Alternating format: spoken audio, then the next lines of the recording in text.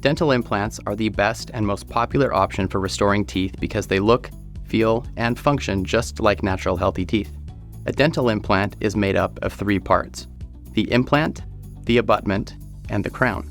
The implant is a small titanium post that is placed within the jaw and acts as a replacement for your missing tooth root, promoting bone growth and preventing deterioration. The crown connects to the implant through the abutment and is designed to look exactly like a natural tooth.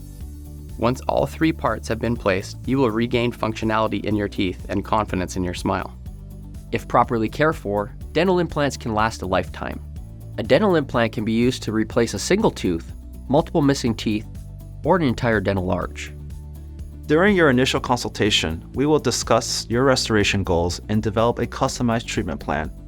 Our offices are equipped with the most advanced imaging, scanners, and 3D printers to ensure you receive optimal results.